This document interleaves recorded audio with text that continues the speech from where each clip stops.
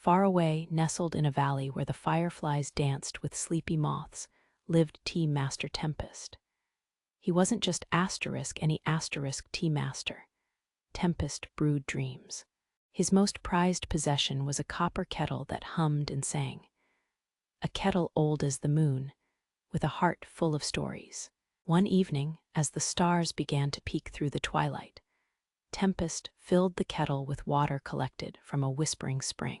As the water warmed, a tiny figure began to shimmer and swirl above the kettle's spout. It was Misty, a steam sprite born from the kettle's gentle breath. Misty giggled, her voice like the tinkling of tiny bells. "Ready for tonight's dream, Master Tempest?" Tempest smiled, his eyes twinkling like the stars above. "Indeed, Misty. Tonight we brew a dream of floating islands." The kettle began to whistle, a soft, melodic sound that filled the little valley with a comforting warmth. It wasn't just any whistle, though.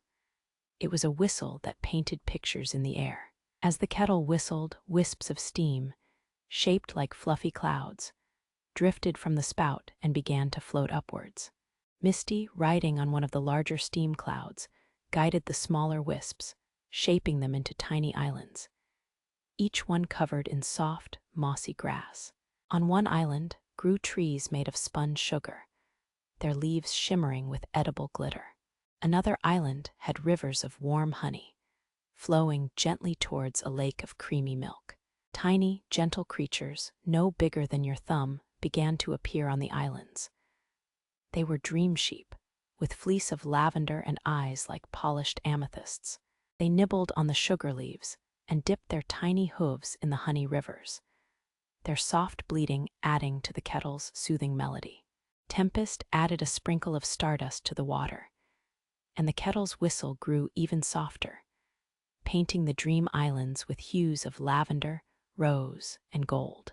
Misty sprinkled sleepy dust on the dream sheep, and they began to curl up on the mossy grass, their lavender fleece glowing softly.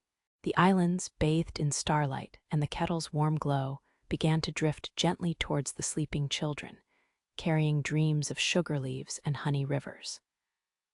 And as the kettle slowly quieted, its whistle fading into a gentle hum, Misty whispered, "Sleep tight, little ones.